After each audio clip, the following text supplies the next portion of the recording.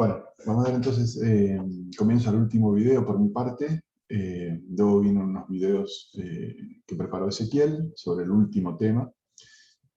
Y con eso terminaríamos la materia. El parcial va a ser la semana que viene, que sería la semana que comienza el 22, pero el 22 aparentemente es feriado. Así que tendríamos que hacerlo a partir del 23, cualquier día, a cualquier hora. Les comento brevemente cómo va a ser el parcial. Les envío por mail, en el momento en que lo decidamos, fecha y hora. Por mail les mando 5 preguntas, 4 con respecto a los temas que yo di y una quinta pregunta que va a preparar Ezequiel. Y 2 horas después, también por mail, ya que queda de esa forma registrada la hora, hasta 2 horas después nos pueden enviar las respuestas. Nosotros los corregimos con Ezequiel, le pasamos la nota y si hubiese que hacer un recuperatorio va a ser 7 días después. ¿Sí? Bien. Vamos entonces, este tema es necesario para entender luego las clases de Ezequiel, la temática de Ezequiel, que también trata sobre proteínas y es cómo las proteínas se mueven para realizar su función, lo que se conoce como dinámica molecular.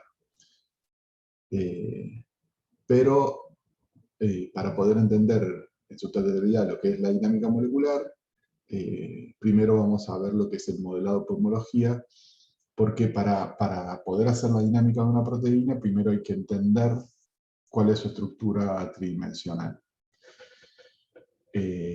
Las técnicas para entender la estructura tridimensional, o sea, la estructura en 3 dimensiones que tiene una proteína, no son muchas, son pocas, son muy difíciles, extremadamente costosas, y por lo tanto las computadoras vinieron a la ayuda de esas pocas técnicas experimentales para poder aumentar el número de estructuras de proteínas con las cuales trabajar y predecir, ¿no? Entonces tengan en cuenta que para todo lo que es la medicina actual, la farmacología, es estrictamente necesario conocer cómo funciona una proteína. No, sí, también hablando para todo lo que es nanobiotecnología, es necesario conocer cómo funcionan las proteínas y para conocer cómo funcionan las proteínas es necesario conocer su estructura. ¿Sí? Hay un dogma, además del dogma central de la biología molecular que ustedes habrán conocido ya en otras materias, hay otro dogma que es el dogma de estructura-función, que establece que una proteína tiene una relación entre la estructura que tiene y su función. ¿No? Conociendo su estructura podemos conocer su función y viceversa, lo cual es extremadamente claro cuando pensamos en enzimas. Las enzimas son proteínas que catalizan una reacción y lo hacen gracias a que su estructura, especialmente en lo que sería el sitio activo, que ustedes ya deben conocer, encaja como una llave y una cerradura con los productos y los sustratos. ¿No? Entonces, para poder entender cómo funciona una proteína, necesito conocer su estructura. Y como les dije, las técnicas experimentales para conocer la estructura de una proteína son pocas, muy especializadas y muy costosas. Son la cristalografía de rayos X y el RMN. Son las dos técnicas principales. Existen técnicas de baja resolución, muy especializadas, que aportan algo de conocimiento. Actualmente, por ejemplo, también se utiliza la TEM, que es la microscopía electrónica, en una forma especializada que se llama cryo-EM, es decir, que a muy bajas temperaturas se congela la estructura de una proteína y ya se puede observar al microscopio electrónico, pero esa técnica también tiene sus limitaciones, al igual que las tiene la RMN y al igual que lo tiene la cristalografía de rayos X. entre todas estas técnicas, igual el porcentaje de proteínas en las cuales se puede obtener eh, eh, eh, resuelta la estructura es muy bajo con respecto al número total de proteínas que están en, por ejemplo, el proteoma humano. Entonces, por eso vienen las computadoras a ayudar. La primera técnica que vamos a ver, después brevemente al final voy a nombrar otra que realizó Google, que está produciendo este año y que está produciendo una absoluta revolución en lo que es el modelado de proteínas. Eso lo vamos a ver al final. En principio va a haber la técnica de modelado, que es la técnica más clásica. El modelado por homología es un método que nos permite obtener la estructura terciaria de una proteína conociendo su secuencia de aminoácidos o estructura primaria. La palabra predecir no está puesta al azar. Dice predecir y tachado porque si uno tiende a decir que se predice, pero en realidad la estructura con este método no se predice. No hay predicción, ¿no? Simplemente hay un reemplazo dado una estructura conocida de una proteína que se parece al menos el 40% con mi proteína incógnita, es la limitante que yo tengo que tener. Si yo puedo obtener entonces la estructura de una proteína conocida, resueltas por técnicas experimentales, cuya identidad con la proteína que yo desconozco es al menos del 40%, voy a poder obtener un modelo de la proteína que a mí me interesa, ¿no? Haciendo lo que sería un reemplazo y luego ajustando ciertos parámetros a los parámetros conocidos y clásicos que tienen las proteínas. Y de esa forma obtengo un modelo que es conocido como modelo por homología, pero que es un modelo que no hace justicia también su nombre, porque tampoco en este modelado estamos trabajando con homología. Si bien existe una relación entre la estructura y la función de las dos proteínas, no estoy demostrando homología. Nuevamente, como dije en todos los videos, el término homología es un término muy preciado en la biología que significa demostrar igual función, no exclusivamente de las proteínas. Como este método no estoy trabajando sobre la función de ninguna manera, o sea, no tiene nada que ver acá la función, entonces el término homología está mal utilizado y proviene del mismo error de un paper original donde se describe la primer alineamiento entre dos proteínas que dice alineamiento de homología. En realidad es el término correcto, hoy por hoy sabemos que es identidad, ¿no? Lo voy a llamar modelado de homología para que nos amiguemos con toda la bibliografía que existe. Pero en realidad el término correcto debería haber sido modelado por identidad. Lo que yo necesito entonces es un alineamiento de las secuencias de aminoácidos entre mi proteína incógnita y una proteína que se conozca su estructura cristalográfica. Perdón, su estructura tridimensional, ya sea resuelta por cristalografía de rayos X, por RMN o cualquier otro método, o sumatorias de métodos. Como resultado, entre mi proteína y la proteína conocida, del alineamiento tiene que haber un 40% o más de identidad. Ustedes ya saben cómo sale ese valor del alineamiento de secuencias, ¿no?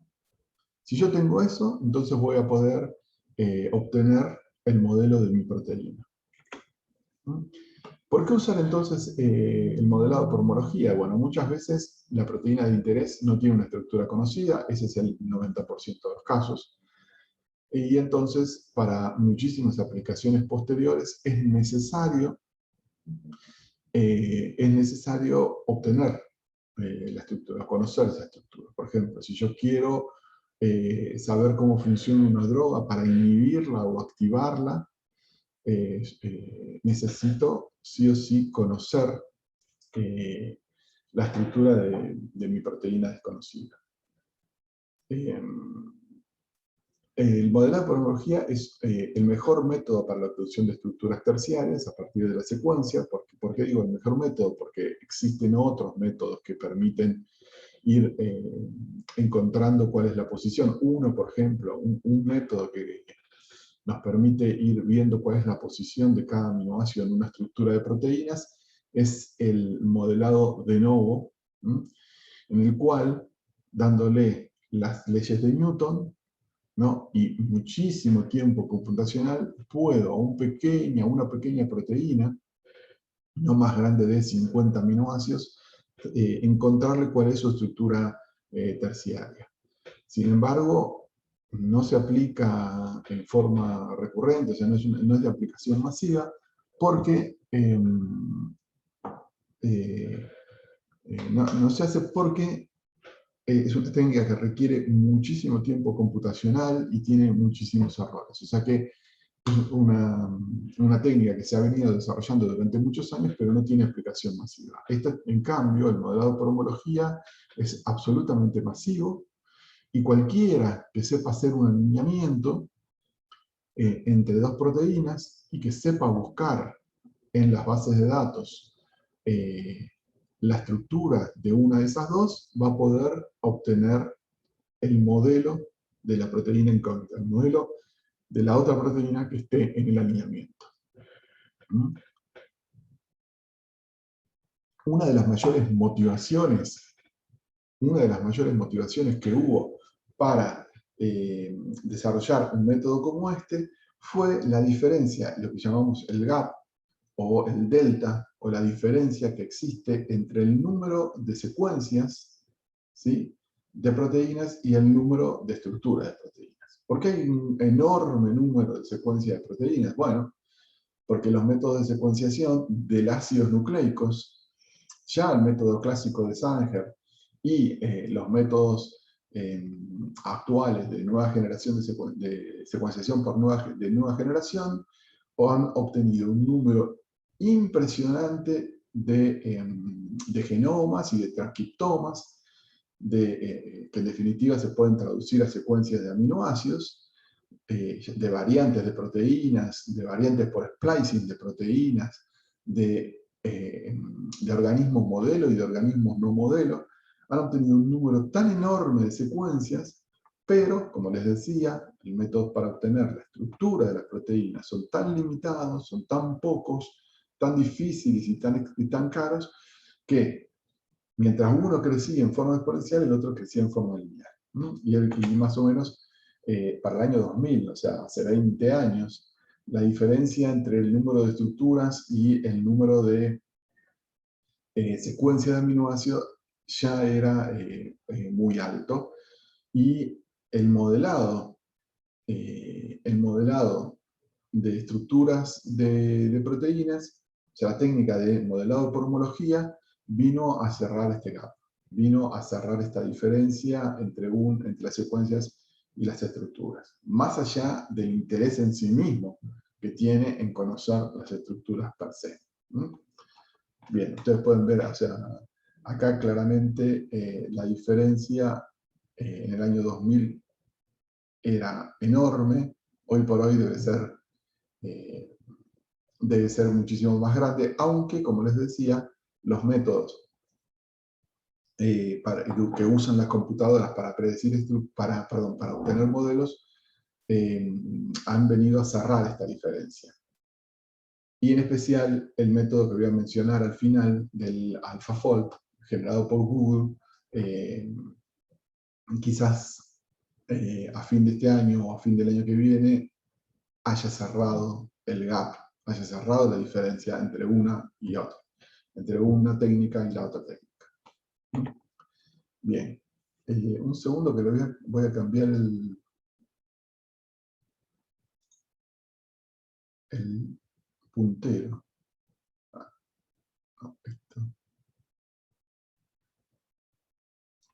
No, esto es para otra cosa, perdón.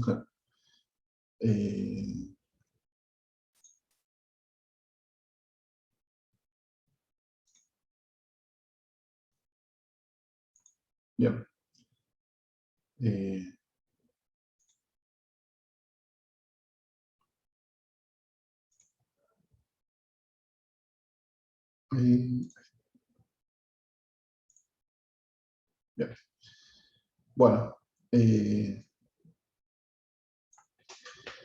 Bueno, ¿cómo obtengo entonces un modelo? ¿Cómo hago yo para obtener un modelo?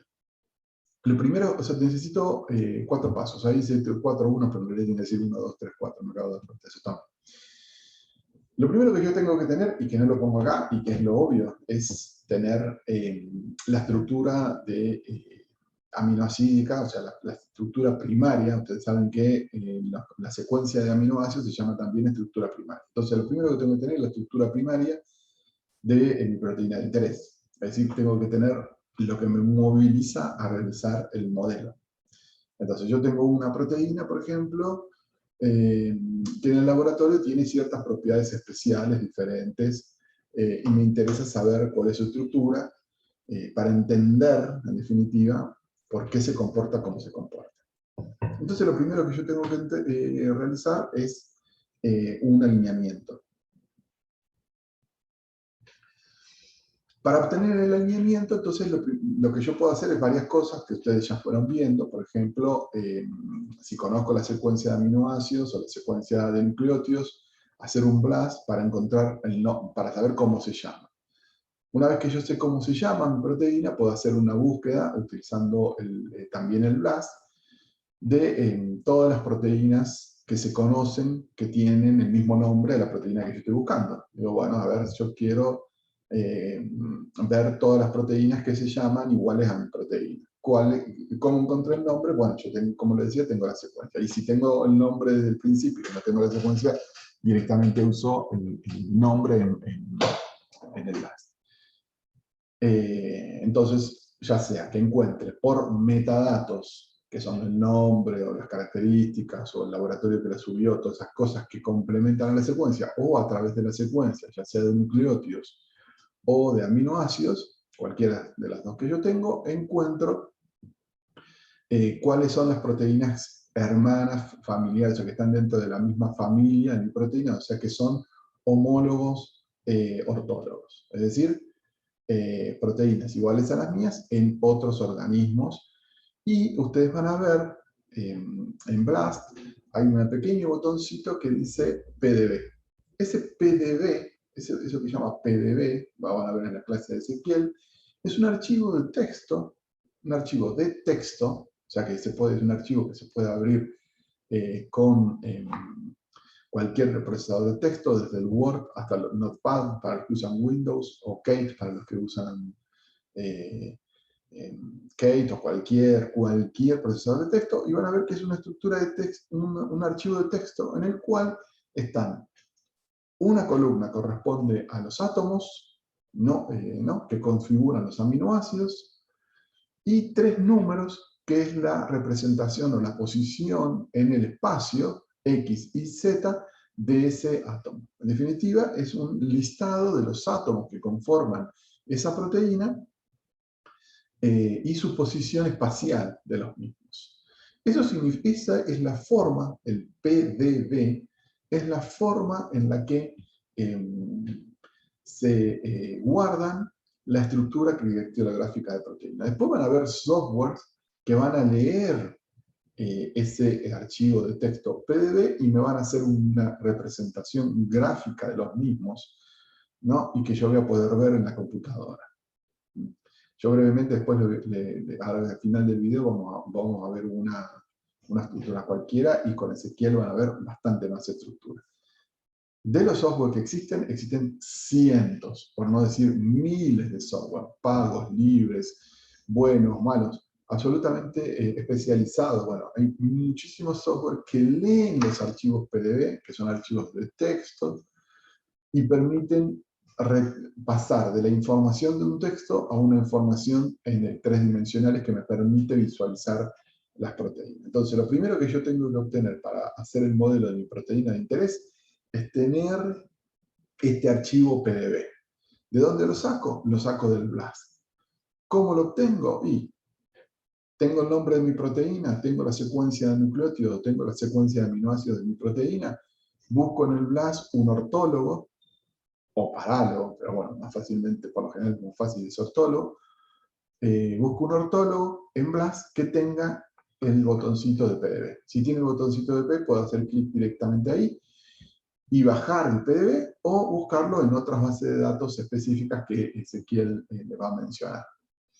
Tengo el archivo de texto, es un archivo de texto, por más que sea .pdb, se va a llamar, no sé, proteína tal.pdb, con un código, .pdb, pero en definitiva, al igual que el .fasta, es un archivo de texto. Entonces, tengo el archivo de texto que es la estructura de mi proteína. Ese es lo primero que tengo que obtener. Lo segundo que yo necesito es producir un alineamiento. Este es el paso clásico. Y en definitiva, el alineamiento, el modelado por homología no deja de ser una visualización, como son los árboles de la clase pasada, como son los métodos para construir árboles de la clase pasada, es una forma de representar un alineamiento. Yo voy a hacer un alineamiento entre mi proteína de interés y la proteína que tiene el PDB, que tiene su estructura PDB, y lo que quiero ver, en definitiva, es cuánto se parecen uno a los otros en una forma diferente a lo que es el alineamiento. O sea, lo que lo puedo ver por el alineamiento tranquilamente y también lo puedo ver en forma tridimensional en el espacio, a través de esto. O sea, que yo puedo ver qué partes son idénticas y qué partes son diferentes de mis dos proteínas y, en definitiva, eso es lo que muestra el modelado por homología. Es una nueva forma de representar un alineamiento. Entonces, el alineamiento nuevamente es la base de todo. O sea, yo tengo un buen alineamiento, tengo un buen modelado por homología. Tengo un pésimo alineamiento, tengo un pésimo modelado por homología, que vamos a ver un ejemplo al final. Bien, una vez que tengo eso, se sube a una página de los servidores, los grandes conglomerados de laboratorios de informática, como el EBI, que es el European Bioinformatics Institute, el mismo NBL, o sea, el European Molecular Biology Laboratory, todo eso es en Europa, y, por ejemplo, también el NCBI, tienen servicios de modelado. O sea que yo una vez que tiene servicios de modelado que son, si uno quiere, absolutamente automáticos. Es decir, bueno, mi proteína es esta, haceme todo, pero bueno, acá tenemos que entender qué es lo que hace. Entonces yo puedo agarrar y decir, bueno, tengo este alineamiento que acabo de hacer con un alineamiento global, con Clustal, o eso es lo mejor, o bien tengo este pedacito que hice con un alineamiento global, local, con BLAS, este pedacito, quiero ver si este pedacito me lo podés representar gráficamente usando esta técnica de modelado por homología. Una vez que tengo esas dos cosas, lo subo al server, aprieto un botón, digamos, eso medio, digamos, no hay nada demasiado que entender, y lo que produce es el reemplazo.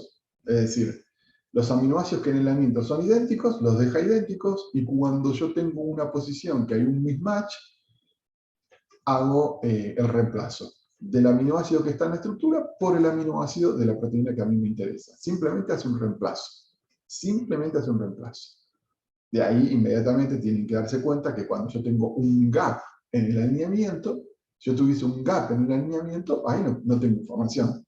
Si no tengo información, no puedo hacer nada y el modelo me va a producir una discontinuidad, va a haber un agujero, ahí va a haber un pedazo de algo que le falta, porque claro, o no tengo la secuencia de aminoácidos en mi proteína, o no tengo la secuencia de aminoácidos en el cristal, pero no tengo la información para hacer ningún reemplazo, así que para eso hay que hacer otra cosa, porque el modelado por homología me hace un agujero, una discontinuidad en la estructura.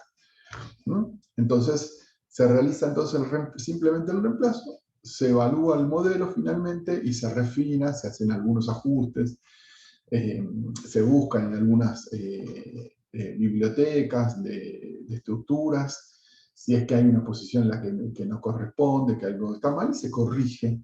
En algunas posiciones se produce lo que se llama el refinamiento del modelo y el servidor devuelve el modelo. Bien, entonces, ¿cómo busco el templado? El paso 1, ¿cómo busco el templado? Utilizo el BLAST. Existen BLAST especializados, pero para buscar modelos remotos, es decir, yo puedo hacer uno que se llama C-Blast, puedo utilizar el C-Blast, que es un blast que itera, es decir, obtiene un resultado, sobre el resultado que obtiene vuelve a hacerlo una y otra vez, aproximadamente se hace como 10 veces. Al proceso de búsqueda se produce como 10 veces y eso me permite a mí buscar eh, proteínas que tienen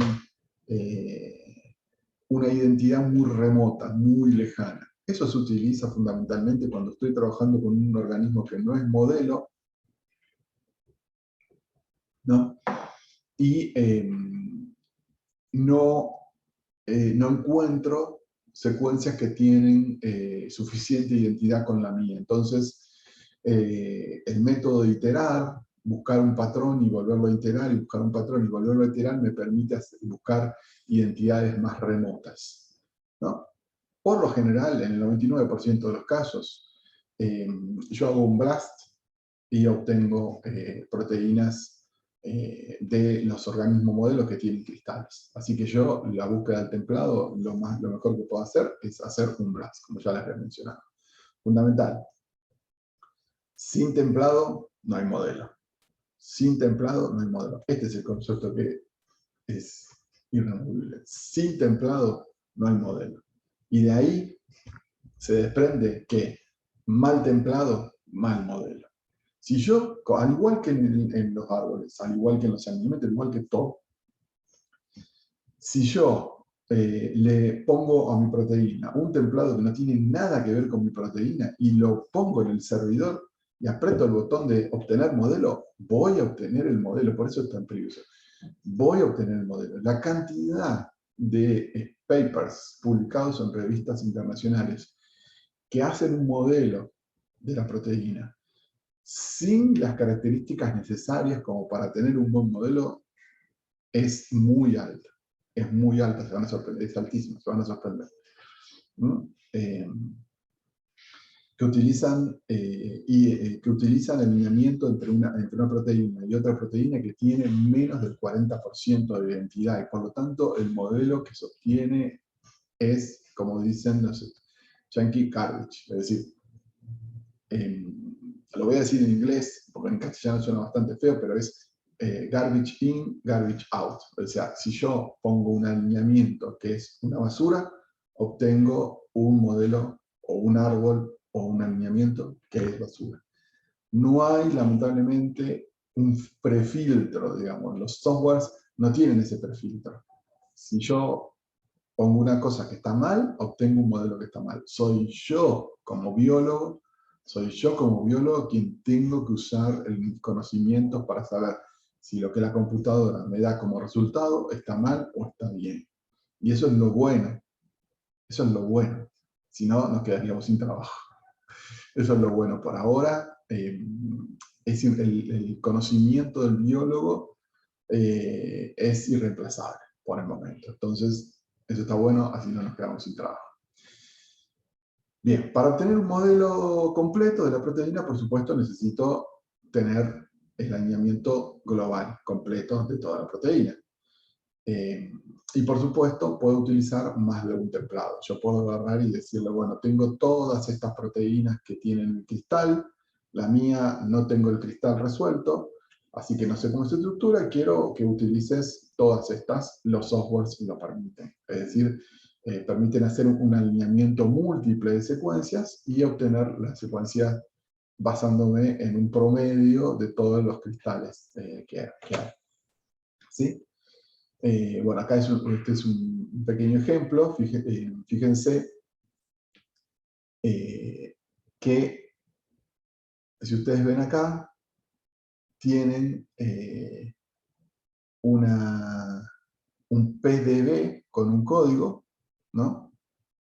Este código que dice ahí PDB es el código, o sea, es el archivo de texto que les mencionaba, que contiene la estructura de la proteína que tiene identidad con la mía, que es desconocida. Recuerden que este es el BLAST, se produjo un alineamiento, Kerry es la proteína que yo puse como desconocida, y me encontró una proteína, y cuando veo, esa proteína tiene el link, como les mencionaba, al PDB, que también lo pueden ver acá, que dice estructura 3D, estructura display, quiere decir que esta proteína, subject, acá abajo, tiene una estructura resuelta.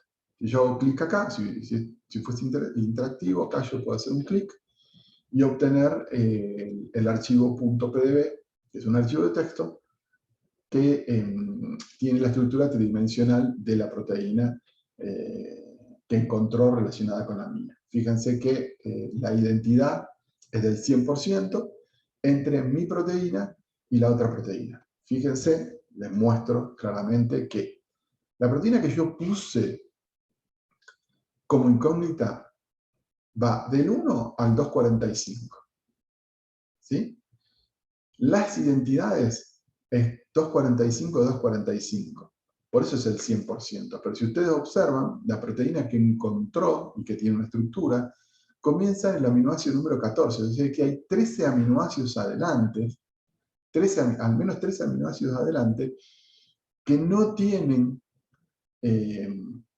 identidad con la proteína que yo quería conocer, y por lo tanto los eliminó porque esto es un BLAST. O sea que yo puedo hacer un alineamiento local, pero me tengo que fijar qué resultado me da el local, porque si a mí me da, si a mí el alineamiento local me da del 1 al 60, todo esto no, supónganse que no me hubieran dado, yo no voy a pretender obtener un modelo de toda mi proteína cuando la estructura que yo uso tiene identidad del primero al aminoácido 60. Voy a tener solo un modelo de eso. Yo, para tener un modelo de toda la proteína, necesito tener un alineamiento de toda la proteína para decirle qué reemplazar con qué reemplazar. ¿Sí?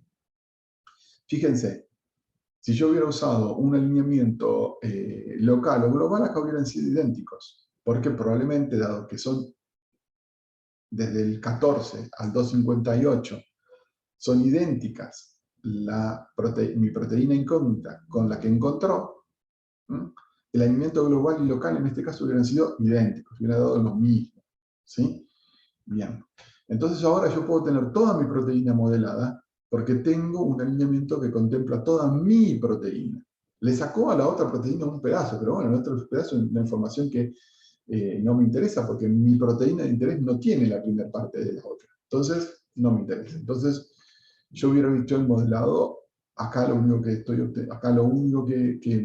voy a tener de diferente es que al cristal le voy a sacar los primeros 13 aminoácidos. Después todo idéntico. O sea que no hay ninguna diferencia entre mi proteína y la proteína que tiene el cristal, o sea que el cristal, en definitiva, el modelo va a ser exactamente el mismo, ¿no? Fíjense que el PDB tiene un código que tiene un número. Si yo hago clic acá, me va a mandar directamente a esta proteína que tiene 258 aminoácidos y tiene una estructura resuelta de los mismos.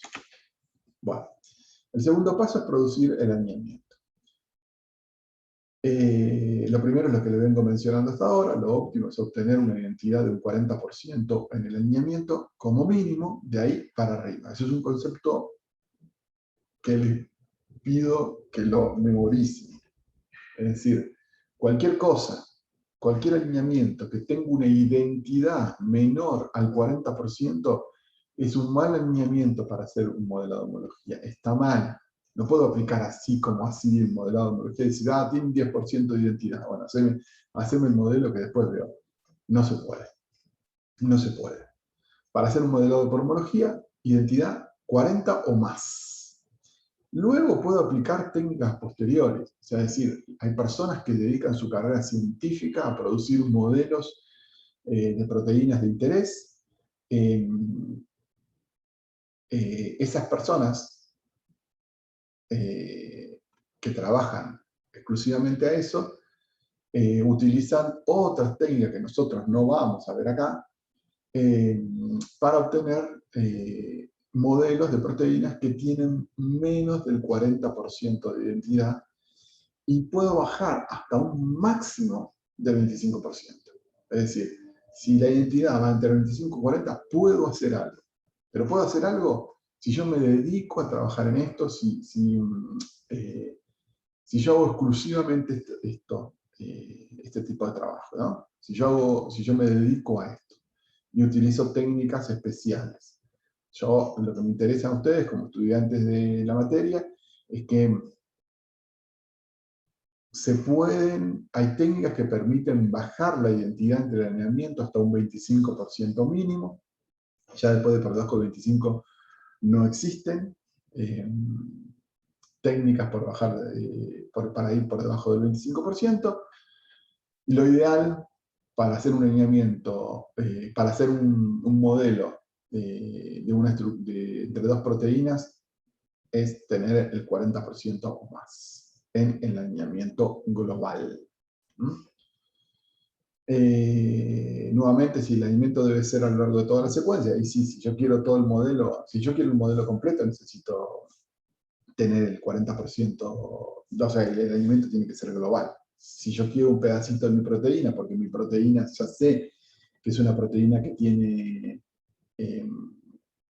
más de una estructura,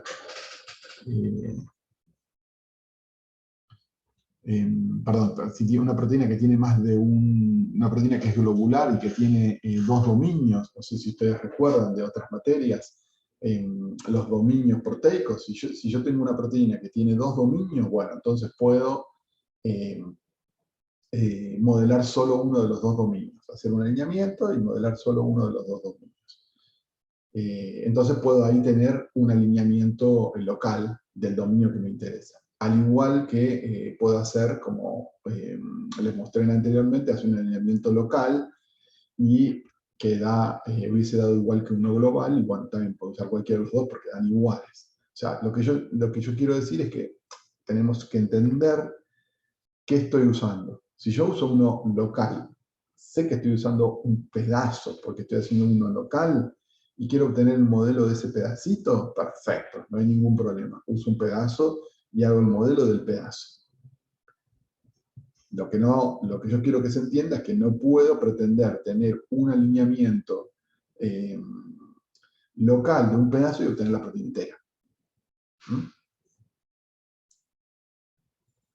Bien. Continuamos. Bien. Este es un gráfico.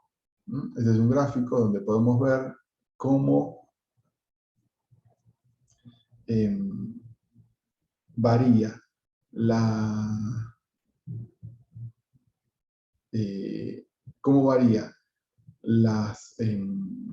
alineamiento y la estructura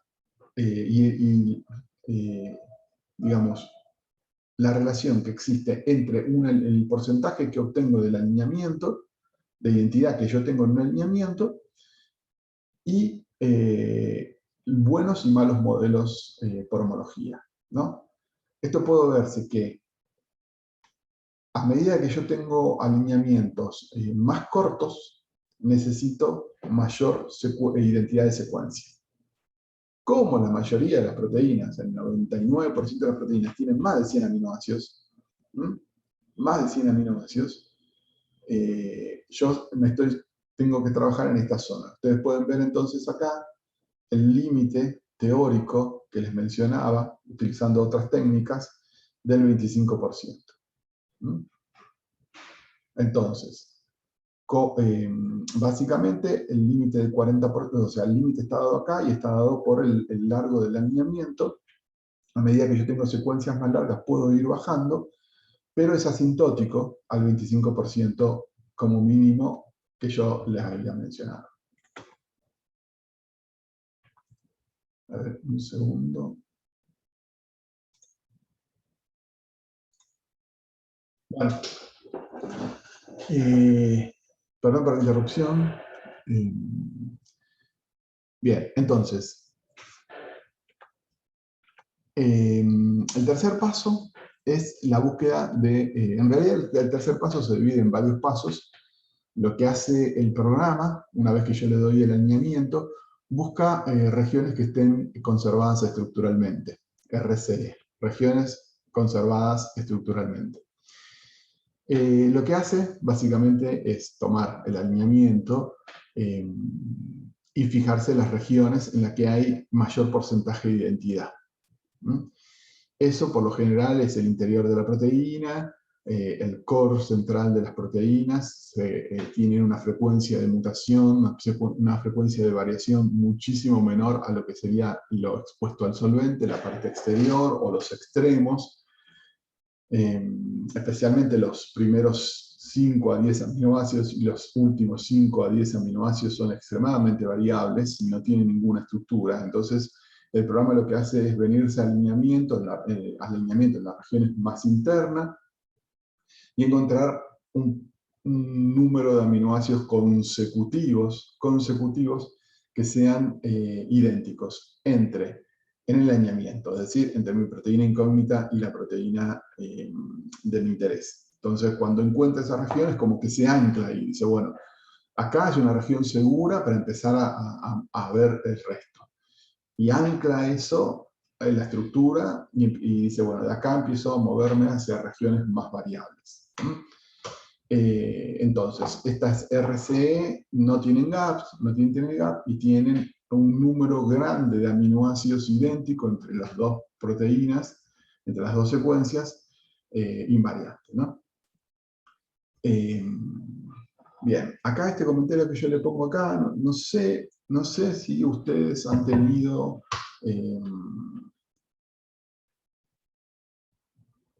la oportunidad de ver en otras materias biología estructural, lo que se conoce como biología estructural, y se han visto estructuras secundarias, alfa hélices, beta shift, regiones desordenadas y todo eso, pero bueno, si lo vieron está bien, si no lo vieron lo dejamos. Este último punto no nos importa y seguimos adelante. Bien, acá tenemos un ejemplo, ¿no? Estas regiones, ¿sí? Donde, como ustedes pueden ver, hay una perfecta identidad entre una proteína desconocida y otras proteínas que usan como modelo. Fíjense, ¿no? Acá hay una variación, o sea que acá hay una región idéntica, acá, todas H, ¿no? Empiezan a encontrar regiones que son muy parecidas. Acá este cambio de una fenilalanina por una tirosina es un cambio muy conservativo, son aminoácidos prácticamente idénticos, lo mismo que podemos ver acá, estas 3 tirosinas. Empiezan a encontrar regiones en las que la identidad es muy alta. Entonces, las empieza a numerar el programa y dice, bueno, acá tenemos una región conservada, acá tenemos otra región conservada. Y entonces lo que hace, esto es una estructura, y empieza a decir, bueno, voy a hacer el reemplazo de los aminoácidos que sean diferentes entre la proteína desconocida y la proteína que estoy usando como modelo, y voy a ir obteniendo mi modelo. Así, digamos, estas son regiones seguras donde yo voy a empezar a hacer el reemplazo y empieza a generar un modelo que se ve estructuralmente así. Al final vamos a ver uno más interactivo para que vean, pero bueno, quizás lo hayan visto en alguna otra materia. Estas cintas que forman una hélice es lo que se conoce como alfa hélice, que es uno de los elementos de estructuras secundarias clásicos de las proteínas. Y las flechas que están acá son las estructuras que se llaman hojas betas, que son el otro elemento de estructura secundaria muy clásico. Cuando el software no pone absolutamente nada, o sea que une un elemento de estructura secundaria como esta lamina beta con esta alfa hélice que se está viendo acá de frente, lo une con un hilito, significa que eso es un loop y es una región que no tiene estructura. ¿Sí? En una proteína no todos los aminoácidos adquieren una estructura regular en el tiempo.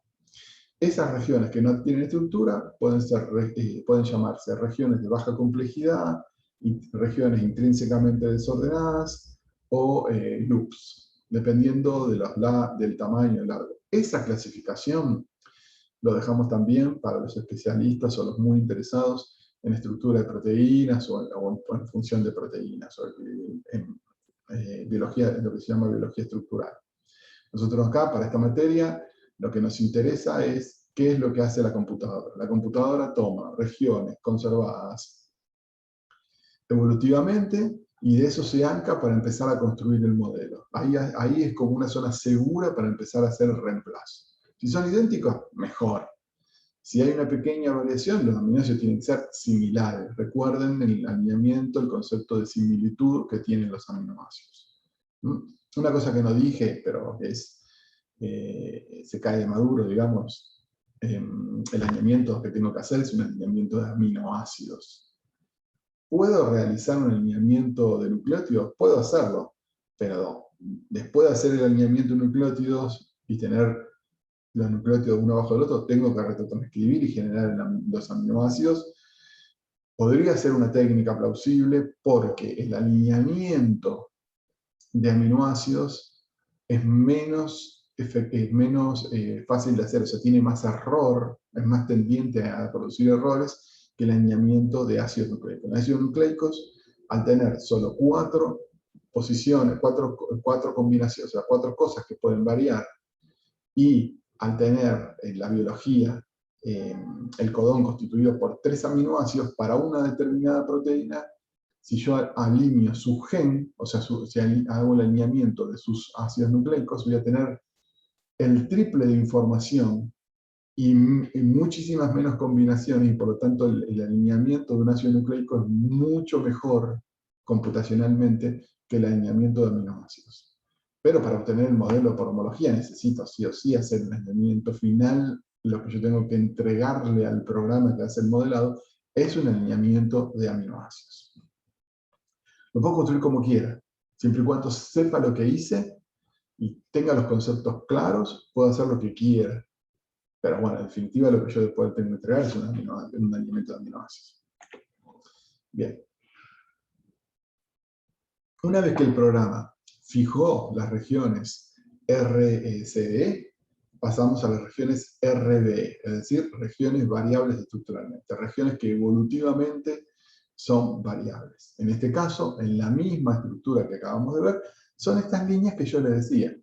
Estas líneas, por lo general, vamos a la anterior un segundo, como les decía, por lo general las estructuras RCE corresponden a estructuras secundarias definidas como el alfa hélice o como las láminas betas. Cuando hablamos de las regiones variables, que es el segundo paso en lo que el programa se va a centrar y es que va a tratar de modelar, acá está el alineamiento, ven que es muy variable, corresponden por lo general a secuencias de baja complejidad, intrínsecamente desordenada, los loops, que son las regiones que unen dos elementos de estructura secundaria definida. Esta línea, por ejemplo, acá, esta línea, por ejemplo, de acá, esta línea, por ejemplo, de acá, esta que está por acá atrás, esta azul, esta colita roja.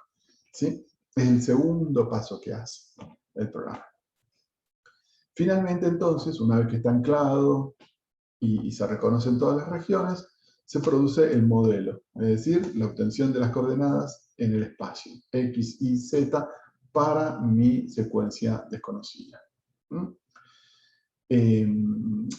La parte fácil es hacer el reemplazo del backbone, que se llama o estructura hidrocarbonada, es decir, la parte del aminoácido que no corresponde a la estructura R. Si recuerdan de otras materias, probablemente de química biológica y biología molecular, los aminoácidos tienen es común, la parte de aminoácido es la parte común a todos, y todos tienen un grupo R, que va desde el mínimo grupo R, que es el de la glicina, que es en el caso de un hidrógeno, hacia los aromáticos que tienen un grupo R muy, muy grande. El programa que hace el modelado, una vez que fijó la región conservada, hizo el reemplazo, fija las variables, las regiones variables, hace los reemplazos correspondientes, ya tiene la estructura de la proteína en el esqueleto hidrocarbonado, ahora tiene que ajustar todas las posiciones R. A ver, ¿dónde va a poner las posiciones R? ¿Cómo hace a poner ese grupo R para un lado, para el otro, girado para acá, girado para allá? ¿Sí? Y entonces para eso lo hace a través de una biblioteca. existe una biblioteca que se hace a partir de todas las estructuras tridimensionales experimentalmente obtenidas. O sea, si yo tomo todos los cristales cristalográficos resueltos con los de Riemann y todo eso, y me fijo dónde tiene el grupo R la tirosina, cómo lo tiene ubicado, o sea, cuánto vale el ángulo que hace el grupo R con el esqueleto hidrocarbonado. Entonces dice, bueno, me voy a fijar cuánto es lo más probable que tiene. Bueno, lo más probable es que el grupo R esté para allá. Entonces, si eso es lo más probable, eso lo meto en el grupo.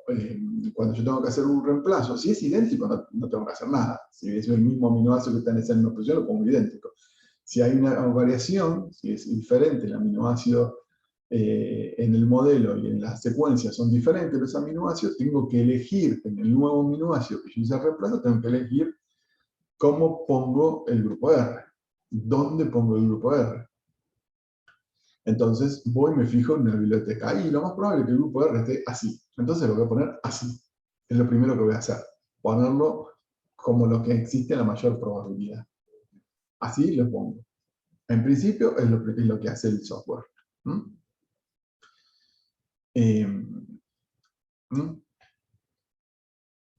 Luego de poner exactamente el grupo R como lo puse,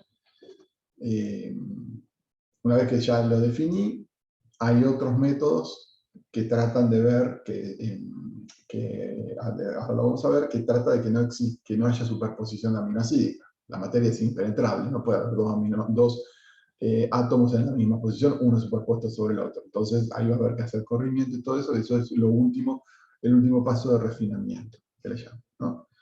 Bueno, entonces, los loops y las regiones RB se van agregando, como ustedes pueden ver acá, ¿no? A posteriori. Una vez que está todo fijado, esto que están viendo acá, estas limitas que están viendo acá, corresponden a un alfa hélice, otro alfa hélice, y acá no hay una alfa hélice ni una lámina beta, entonces hay que poner esto que es la región RB, hay que agregarla a posteriori, ¿no? O sea, el programa lo agrega después a posteriori. Bueno, esto es lo que le decía de las posiciones, de los loops y los rotámeros y demás, provienen el software lo toma de otro lado, o sea, cuando no tengo información para hacer el reemplazo, lo toma de otro lado. Por lo general son bibliotecas, al igual que la biblioteca de rotámeros, biblioteca de loops. Bueno, y el último paso entonces, para ya ir terminando, es el paso de refinado del modelo. Lo que hace es utilizar técnicas físico-químicas, estereoquímica, las leyes de Newton y demás, para que no se infrinjan las leyes básicas de la física y de la biología. Es decir, dos átomos no pueden estar en la misma posición. Si los dos átomos se están superponiendo, uno de los dos se tiene que correr hacia otro lado. Tendrá que ir, si hay dos grupos R cuyos rotámeros hacen, su rotámero más probable lo hace poner a uno así y al otro lo hace poner así y están superpuestos uno arriba del otro, y bueno, uno de los dos va a tener que adoptar la segunda posición más probable para que no esté superpuesto. O sea, los átomos no pueden estar superpuestos, los átomos no pueden estar en posiciones prohibidas, a ver si... ¿Qué es esto que está acá? Ahora lo vamos a ver. Los átomos no pueden estar superpuestos y no pueden estar en ángulos prohibidos. Bueno, todo eso es en el paso de evaluación y refinamiento del modelo obtenido, ¿no? Básicamente lo que queremos ver es comparar el modelo obtenido con el gráfico de Ramachandran. En química biológica habrán visto el gráfico de Ramachandran, que fue un bioquímico de origen indio que obtuvo el premio Nobel por descubrir que los ángulos de los grupos R, todos los ángulos que conforman la estructura de una proteína caen en una región permitida dentro del cuadrante de ángulos que va desde los 360 grados y los 360 grados. ¿Sí? Estas regiones en amarillo son las regiones permitidas para una alfa hélice y las rojas para una beta sheet, y lo que está en blanco son regiones no permitidas. Entonces, la combinación de los ángulos en mi modelo no puede ir en contra del gráfico de Ramachandran. Lo que hace en definitiva, luego de hacer el refinamiento con las leyes de Newton, las leyes de fisioquímica y demás, de los rotámeros y las posiciones, el último paso que hace es agarrar mi modelo, agarrar todos los ángulos que están y meterlo en el gráfico de Ramachandran y ver que todos los ángulos caigan, o la mayor parte de los ángulos caigan dentro de las regiones permitidas en el gráfico de Ramachandran. Y de ahí entonces, en definitiva, el servidor, me termina dando un modelo con un cierto grado de confianza, eh, eh, pero, obviamente, como les decía, el biólogo es el que tiene la última palabra. Yo puedo tener modelos que respeten el gráfico de Ramachandran y que realmente no tengan nada que ver con la estructura final verdadera de mi proteína, porque usé un alineamiento entre dos proteínas que no tiene nada que ver una con la otra, ¿no? Bien. Algo bastante clásico también que hacen los programas modelados es minimizar y maximizar cosas. Minimizan la superficie hidrofóbica expuesta al solvente, lo cual es obvio. O sea, todo lo que es hidrofóbico lo meto al interior de la proteína. Ustedes imaginen a una proteína como si fuese un ovillo de lana, y entonces los aminoácidos que son hidrofóbicos están en el centro del ovillo, y maximizo los hidrofílicos que tienen que estar en la superficie del ovillo, maximizo el número de puentes hidrógenos y maximizo el empaquetamiento de los residuos hidrofóbicos o la superficie hidrofóbica expuesta al solvente, la trato de minimizar. Lo que están ahí son conceptos bastante básicos. Es lo que trata de hacer, o sea, cuando tiene más de una opción, cuando el software puede decir, bueno, este grupo R, que es un anillo aromático de un aminoácido aromático, ¿lo meto hacia adentro o lo dejo para afuera? Bueno, no, lo meto hacia adentro. O sea, todo ese tipo de cosas se van teniendo en cuenta en el modelo, cuando, sobre todo, el software tiene que tomar algún tipo de decisión, ¿no? Obviamente, si yo hago un alineamiento, como le mostré antes, donde toda mi proteína es idéntica a otra proteína que está cristalizada, y bueno, el reemplazo, no hay reemplazo, y entonces no hay demasiado más que hacer. Esto es cuando hay que tomar decisiones, porque el alineamiento de mi proteína y su templado, su molde, tiene similitud suficiente, pero hay que tomar decisiones en un montón de casos, en un montón de columnas del alineamiento. Hay que tomar una decisión porque los aminoácidos no son idénticos. ¿Mm? Bueno, acá les muestro algunos errores en forma general. Fíjense si hay un mal alineamiento, si el alineamiento, por ejemplo, está corrido. Fíjense cómo tenemos el modelo por acá y el cristal por acá. ¿Mm? Fíjense que en más oscuro y en más clarito, o sea, las líneas más finitas y las líneas más oscuras. Una es el modelo obtenido y el otro es el modelo de la proteína real. Fíjense que no tienen nada que ver uno con la otra, o sea, un modelo cualquiera. Errores en cadenas laterales, que no están posicionadas donde tienen que estar. Por ejemplo, el real es acá y el modelo lo tiene acá. Decíamos, todos estos son, vamos a ver qué es esto. O sea, todos estos son errores que fueron documentados en donde se obtuvo a propósito un mal modelo, pero el cristal de la proteína real se conocía. Entonces agarraron y dijeron, bueno, vamos a hacer un modelo, vamos a hacer un modelado mal a propósito, por ejemplo, alineando mal o usando un templado cualquiera, y después lo voy a comparar con el cristal de esa proteína real. Y me voy a fijar qué es lo que pasa. ¿Sí? O sea, acá estamos comparando el cristal de mi proteína real con el modelado de mi proteína misma, pero hecho con errores a propósito. ¿Sí? Como un mal alineamiento, usar cualquier templado, poniendo mal las cadenas laterales, produciendo, digamos, corrimientos en el backbone, dejando que no se utilice ningún, o sea, que falte el templado. Entonces digo, bueno, a ver, programa, haz lo que puedas, porque ahí no hay un templado, hace algo y por lo general los errores no tienen nada que ver unos con otros. Bueno, finalmente,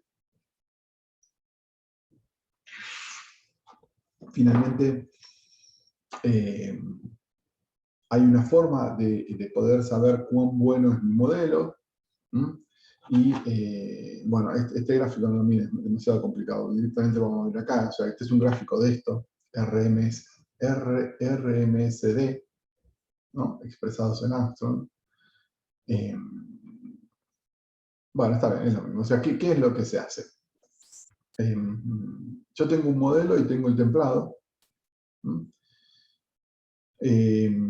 Hago un mínimos cuadrado. Ustedes habrán visto en matemática el ajuste por mínimos cuadrados. El ajuste por mínimos cuadrados de todas las posiciones de los átomos me va a dar un número. Ese número se llama RMSD, o una desviación de las posiciones al cuadrado sacado de la raíz cuadrada.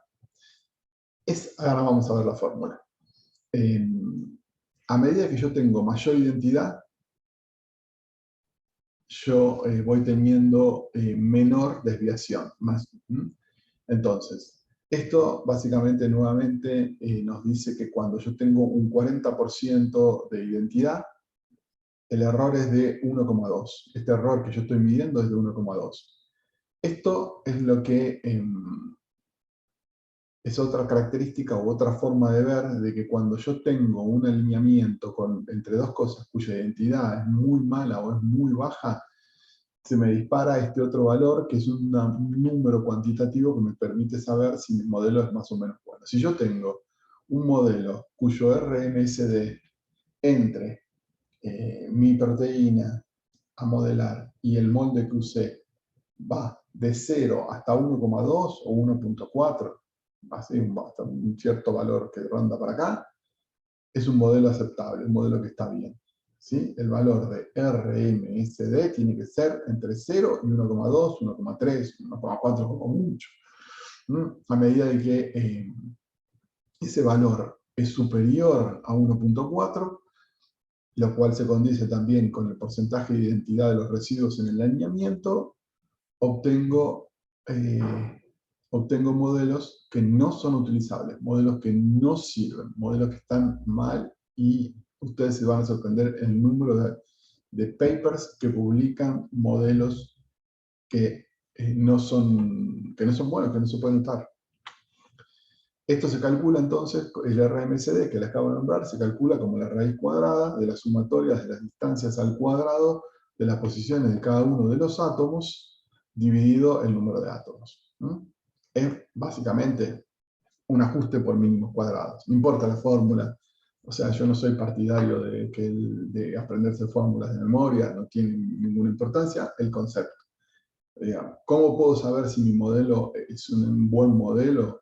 Bueno, mi modelo va a ser un buen modelo si y solo si cumplí con los parámetros, que de tener 40% de identidad en el alineamiento o más, o bien hacer un RMSD y obtener un RMSD de 1,2 o menos. Entre 0 y 1,2 es un buen modelo. ¿Sí? Ustedes dirán, ¿por qué es 1,2 es un buen modelo? Y bueno, porque más allá del 1,2 de RMC2, de 1,5, 1,6, 2 Armstrongs cuadrados de 2 Armstrongs de RMSD, es una diferencia tal entre el modelo y el cristal verdadero que significa que las cosas se pusieron de manera tal de que no se cumplieron los parámetros básicos. Es tanta la diferencia que yo tengo entre el modelo obtenido y el cristal que no puedo decir con certeza que sea un buen modelo. Yo, para decir que es un modelo aceptable, un modelo que puede servir para visualizar o algo así, necesito tener no una gran diferencia con el templado que yo usé. En forma global, porque esto es global, yo tengo que tener un valor menor a 1,2 a 1,3 de este valor de RMSD. Nuevamente, es la raíz cuadrada de la sumatoria de las distancias al cuadrado de la posición de los átomos, equivalente, digamos, para cada posición, dividido el número total de átomos. ¿Mm? Bien, entonces, ¿cómo se hace? Este es un servidor, el Swiss Model. Ponen Google Swiss Model y cargan el alineamiento y el archivo PDB, apretan Enter y obtienen un modelo. Digamos, el modelo hace el programa este hace exactamente lo que yo le mencioné en esta clase. Este es un servicio de modelado. Si ponen en Google van a encontrar cientos, miles de servidores. Bueno, esto fue casi todo. Ahora yo les quiero mostrar, vamos a hacer un segundo.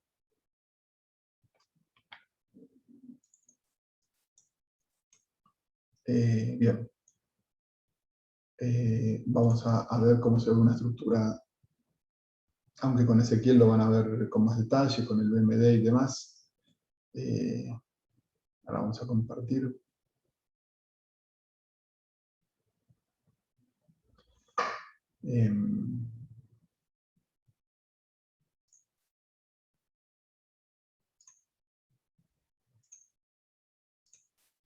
Bueno, ahí están viendo entonces un software que nos permite ver estructuras PDB o modelos. O sea, el resultado final cuando hago un modelado por homología es un punto PDB. O sea, yo obtengo un punto PDB.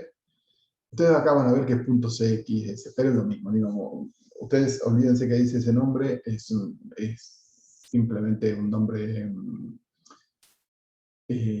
diferente, pero es exactamente lo mismo. En esta materia, acá nos vamos a restringir a lo que sería punto .pdb. Entonces, si ustedes tienen el punto .pdb, ya sea bajado de una base de datos, o bien el punto .pdb obtenido a través de un servicio de modelado, para lo cual ustedes lo único que tienen que hacer es elegir un buen templado, un buen alineamiento, el resto lo hace el software, basándose a la ley de reemplazo que yo les había mencionado, y por ejemplo, lo que se ve es algo así.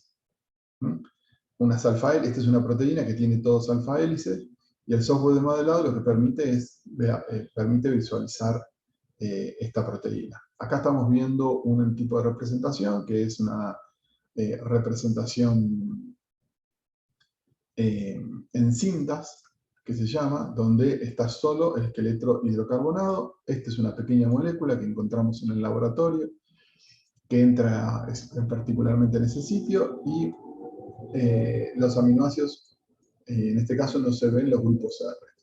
El software es súper complejo, perdón, al revés. El software es súper simple e intuitivo, pero tiene muchísimas opciones de visualización. Por ejemplo, ahí agregué los grupos R, de forma automática, sin un clic. Tengo todos los grupos R que salen del esqueleto hidrocarbonado.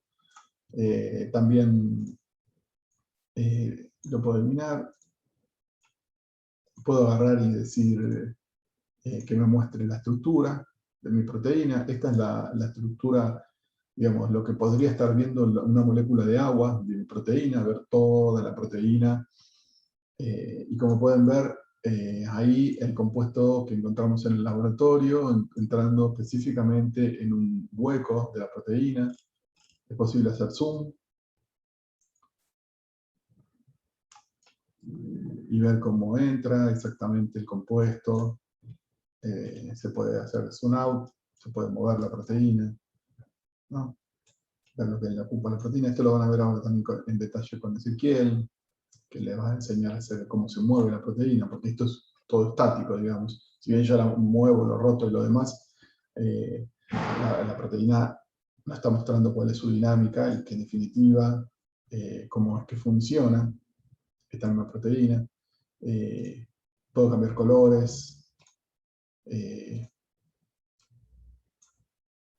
basándonos en características de la proteína, hidrofobicidad, ver si es hidrofóbica, menos hidrofóbico, electrostático. Acá están los colores, marcan positivos y negativos de esta proteína que estamos viendo. Vamos a eliminar y hacer una muestra solo de los grupos R, mostrar los grupos R. Nuevamente yo estoy diagonado solamente. Nuevamente puedo hacer zoom si me interesa, me posiciono y me da la posición de los... Bueno, es un montón de detalles que van a ver luego entonces con Ezequiel en otro programa. Este programa en particular se llama Quimera. Permite hacer cálculos, este programa de ver distancia, ver puente de hidrógeno. Realmente es súper útil, pero bueno, todo eso lo van a ver después con Ezequiel. Él en particular usa otro software, pero sumamente equivalente. Todos estos softwares son libres, son gratis, se pueden bajar de la red en todas las versiones. Para aquellos que les interesa la estructura de proteínas, la función de proteínas, o trabajar más en biotecnología o biomedicina, ese tipo de cosas. Bueno, nuestro laboratorio siempre está buscando nuevos estudiantes. Ya sabemos que ustedes ya están haciendo sus tesinas, pero bueno, siempre tienen un amigo o alguien que le interese esta parte de la ciencia. Nuestro laboratorio tiene una política de brazos abiertos. Bueno, como les decía, esta es mi última clase y nos seguimos comunicando por mail. Tienen mi mail. Para la semana que viene hablar sobre el examen. Espero que les haya gustado. Un saludo a todos. Nos vemos.